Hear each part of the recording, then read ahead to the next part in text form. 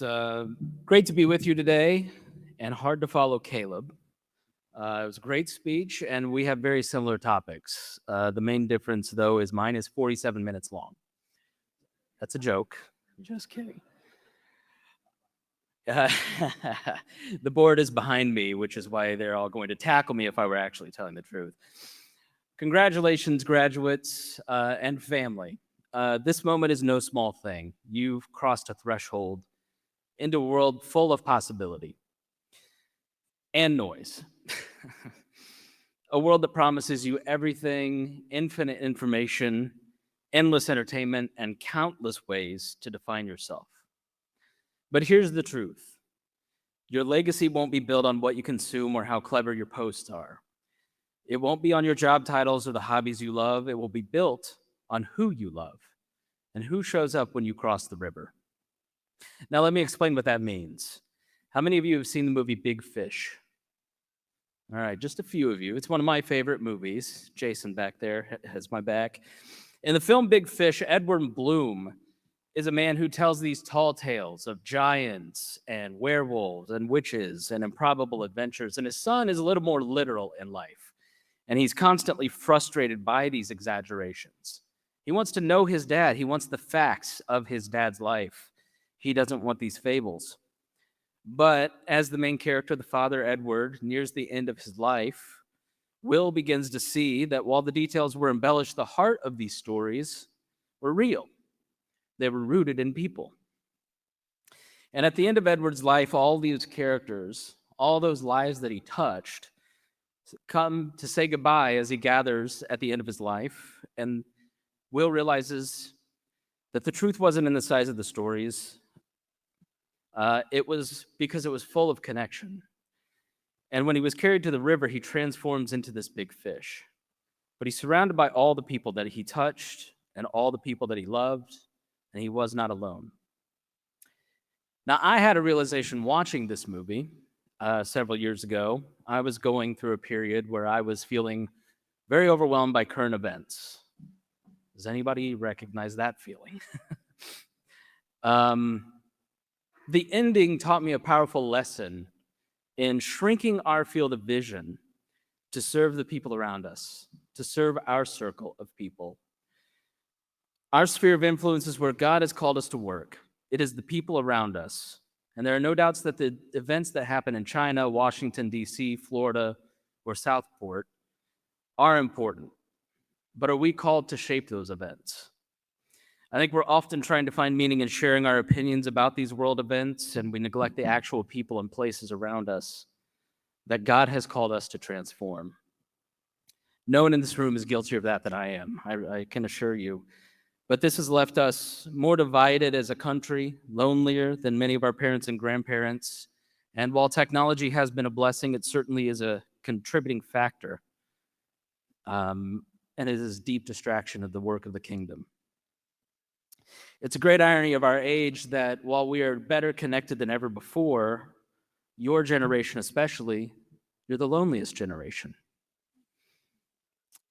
I spent a fair amount of time researching loneliness, especially in your generation over the last couple of years. And let me give you one statistic, that 50% of Americans have 3 or fewer closer friends. And in 1990, that number was 25%. In every metric, Americans are facing a loneliness crisis, and this country needs leaders in solving it. I say this as someone who has spent a career in media. The world will tempt you to build a platform for yourself, maybe for a cause, but Jesus calls you to build a table, one where people sit down and break bread and are seen and are loved. Let me introduce you to someone who did that. Her name is Jane Addams. Born into wealth and comfort in the 1860s, Illinois, Jane was a brilliant and ambitious woman. Her father, John Addams, not that one, was a personal friend of Abraham Lincoln. He was a mill owner and a banker, and he passed away when she was young, unfortunately around your age, and she was left with the equivalent of $1 million in inheritance. She had everything. She had status, she had money, and she could live in comfort for the rest of her life. But she didn't. She used that privilege to escape the world's pain She could have used it to escape the world's pain, but she walked straight into it instead. On a trip in 1889, after visiting London's settlement houses, she returned to Chicago.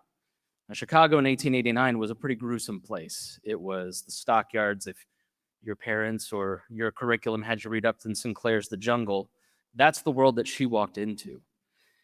She founded Hull House, a community center in a poor immigrant neighborhood. Settlement houses were a new idea at the time, places that were planted in struggling communities where reformers didn't just offer services like we think of nonprofits today. They moved in, they shared life with the people that they were serving.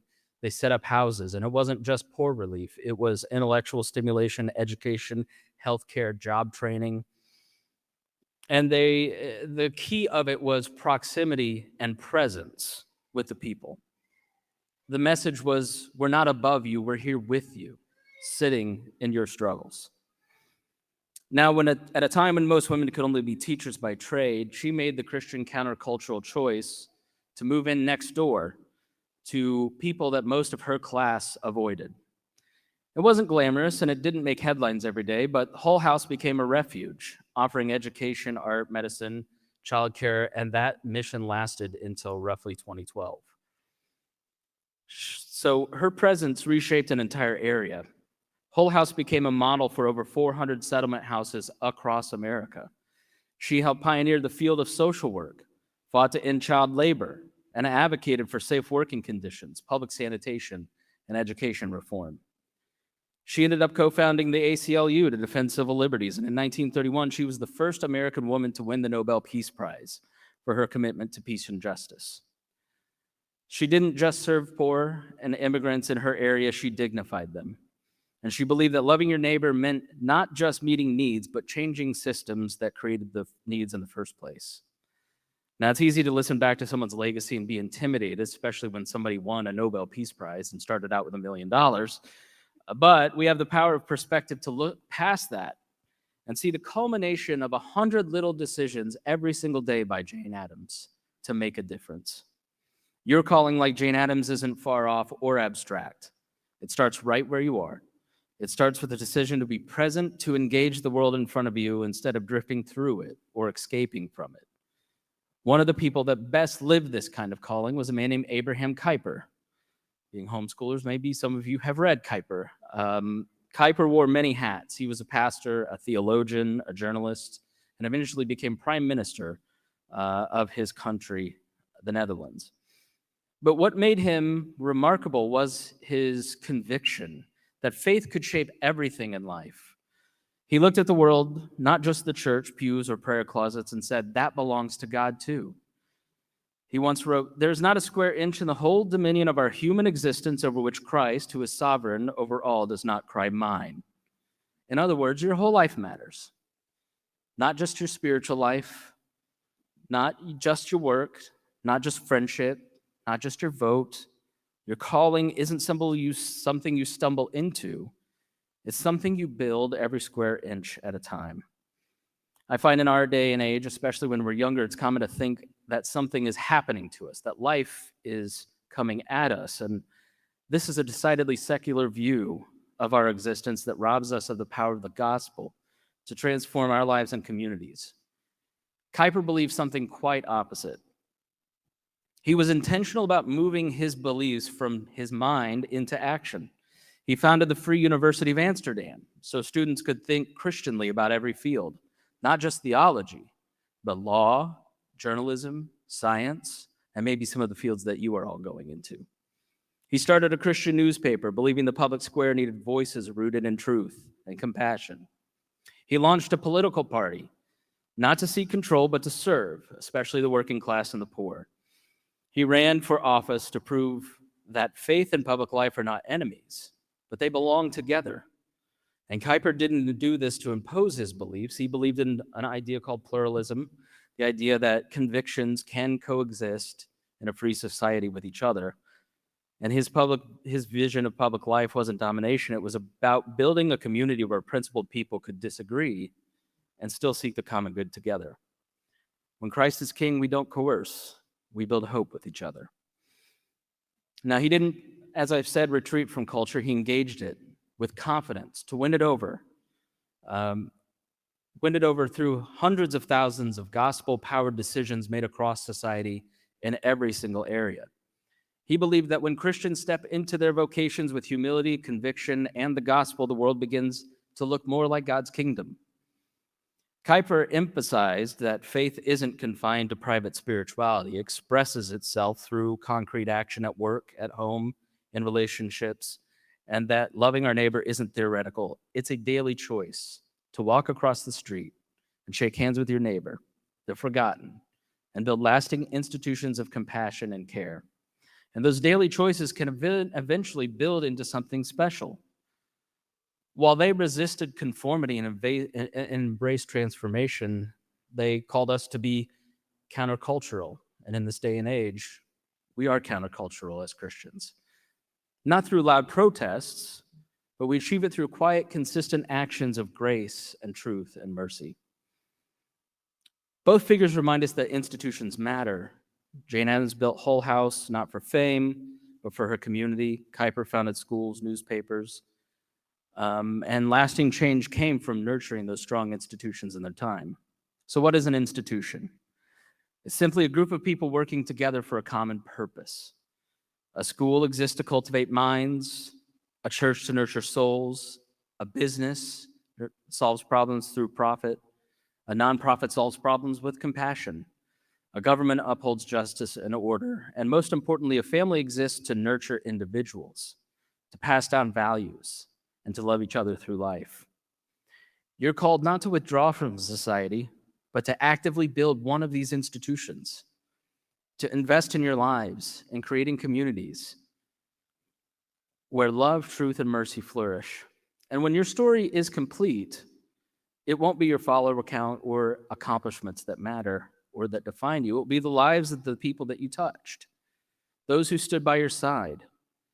And were you able to take those small actions and then amplify them into something lasting, like an institution for the good of your community? Graduates, the world awaits your unique contributions. It's noisy and chaotic, and you're not called to shout louder. You're called to be present, to serve, and then to transform the world around you. Like our Lord, his influence on the 12 around him echoed through a town, and then a region, and then throughout history because he was working from a place of love. So who will carry you to the river? If you don't know yet, start looking. That's the first step. Take a few risks. Have a conversation with somebody that scares you, or something that scares you. Don't converse with people that scare you. I should have double-spaced this like Caleb. He's a good speaker. Invite somebody to lunch or go for a walk with a friend.